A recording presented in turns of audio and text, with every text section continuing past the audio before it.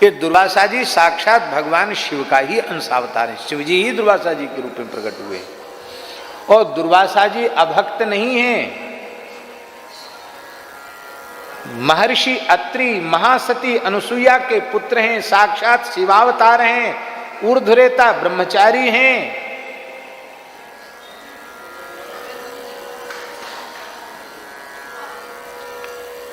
एक पुराण में दुर्वासा जी के भी ब्याह की कथा है।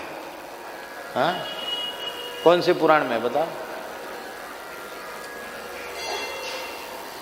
अब मदन बाबा हमारे होते तो तुरंत बता देते, क्योंकि वो ऐसी चीजें याद रखते थे।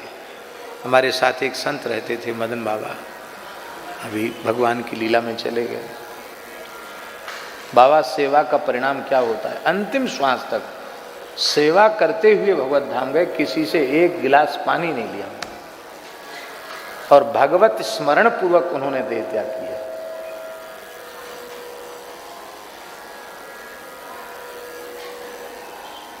सेवा निर्लोभ निष्काम भाव से सेवा जो की जाती है उसका फल क्या होता है, उस सामने प्रत्यक्ष दिखाई पड़ा।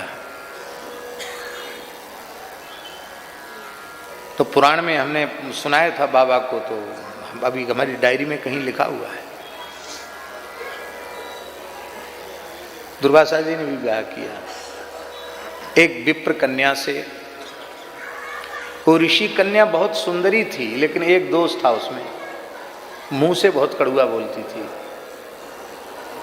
इस कारण से उसका किसी ऋषि पुत्र ने विवाह नहीं किया, पर दुर्वासा जी का मन कर गया कि ब्याह कर लें। तमाम लोग किए तो हम क्यों ना करें। हो गया वो योग ध्यान, ब्याह कर लें।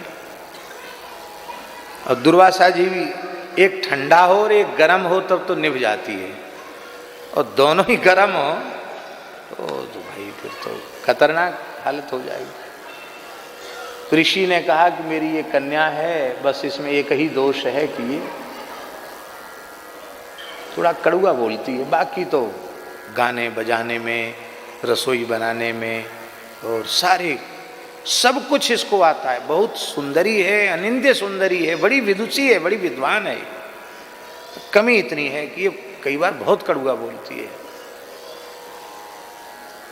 तो इसको आप क्षमा करते रहे ना तो निभेगी, नहीं तो नहीं निभेगी। दुर्वासा जी बोले महाराज क्या करें, समस्या यही है, हम बड़ा मन अब इसी से ब्याह करने का है, पर क्षमा नाम का शब्द हमारे शब्दकोश में है नहीं। हम भी तुरंत क्रोध करके शाप दे देते हैं। तो ऋषि ने कहा कि देखो भाई, ब्याह करने के लिए बहुत पापड़ बेलने पड़ते हैं, कुछ ना कुछ तो नरम बनना पड़ेगा आपको। दुर्वासा जी बोले ठीक है, 100 अपराध करेगी तब तक हम जैसे तैसे सहन करेंगे, उससे एक ज्यादा किया फिर हमको दोष मत देना। अरे बोले ऐसी कोई बावरी थोड़ी जो अपराध करती चली जाएगी। वो गई, कुछ भी बात होए तो गुस्सा में बोले भगवान की लीला। दुर्वासा जी ने कहा देख देवी 99 हो गए, दो चार और उसने तुरंत क्या करेगा, 99 हो गए। इतना अभी ब्याह ही हुआ था महाराज, हाँ, और लेके ही गए थे, इसी में उसने 100 की गिनती पूरी कर ली।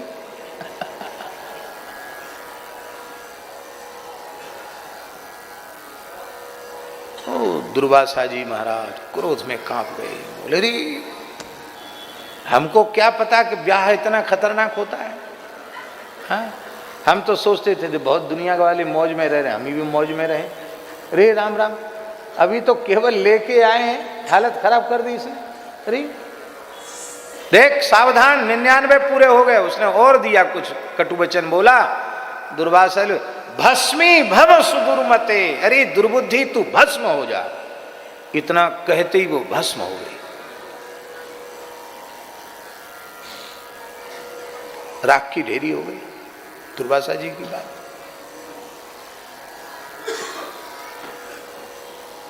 उसकी जीवात्मा अपने पिता के पास गई, ऋषि के पास। बोले पिताजी आपने कन्यादान इसलिए किया था कि हमारा, हम तो घर में एक रात भी नहीं रह पाए, वो तो हमारा दोस्त था, उन्होंने भस्म कर दिया उन्होंने तो हमको।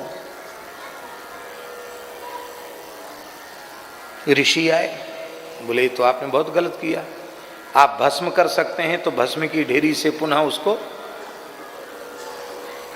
उत्पन्न भी कर सकते हैं। मैं अपनी बेटी का वियोग बहुत दुखी हूं, मैं बेटी के दुख में, आपने ऐसा कर दिया, ठीक नहीं किया। दुर्वासा जी बोले एक बार में ही हमारी इच्छा पूरी हो गई, अब हमको दोबारा कभी सपने में भी ब्याह की इच्छा होनी नहीं, इसलिए हम इसको अब दोबारा जिंदगी तो करेंगे नहीं, फिर हमारे गले ही पड़ेगी। हमको तो हो गया वैराग्य, पूरा हो गया, अब जीव इसको दोबारा उत्पन्न तो हम करेंगे नहीं। तो नहीं करोगे तो मैं शाप देता हूं, तुमको भगवान के एक भक्त के द्वारा परास्त होकर के पूरे ब्रह्मांड में चक्र काटना पड़ेगा। ये ब्रह्मांड पुराण की कथा है, और उस ऋषि के शाप से उनको ये घटना घटी, ऐसी बात उस पुराण में आई है। पर मेरी बेटी के साथ न्याय करो। उसने कहा मैं तो अब मैं किस लोक में जाऊं, क्या करूं, मैं पतिव्रता हूं, ये तो मेरा स्वभाव था। तब दुर्वासा जी ने कहा ठीक है, मैं तुम्हें भगवान की प्रिय बना देता हूं। और दुर्वासा जी ने संकल्प किया और उसी कन्या की भस्म की ढेरी से एक वृक्ष प्रकट किया, जिसको कहते हैं कदली। क्या कहते हैं?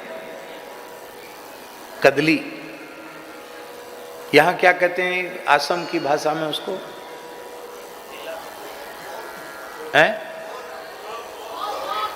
बोल हैं? ओल बोलते हैं, ओल। ये मत बोल देना, यार झगड़ा हो जाएगा। हाँ,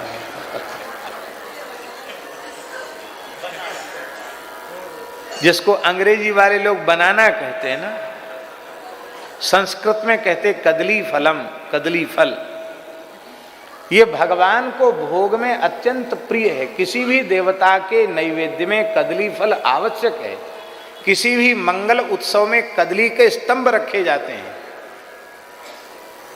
तो तुम्हारे बिना न कोई भगवान का उत्सव संपन्न होगा, ना यज्ञ संपन्न होगा, ना भगवान का नैवेद्य संपन्न होगा। तुम भगवान को प्रिय हो जाओगी। पर तुमने हमको 100 गाली दी है, उसका परिणाम भी भोगना पड़ेगा। क्या? जब तक तुम्हें काटा नहीं जाएगा तब तक तुम फलोगी नहीं। काटे पे कदरी फरे कोटि जतन को सींच, और विनय न मान क्या डांटे पे नवनीच। कैसा है पूरा? बताओ भाई। हाँ, विनय न मान खगेश सुन डांटे पे नव नीच, तुलसीदास जी ने कहा है। तो ये भी कह दिया कि जब तक तुमको काटा नहीं जाएगा तब तक तुम फलोगी नहीं। इसलिए कदली को आज भी काटा जाता है।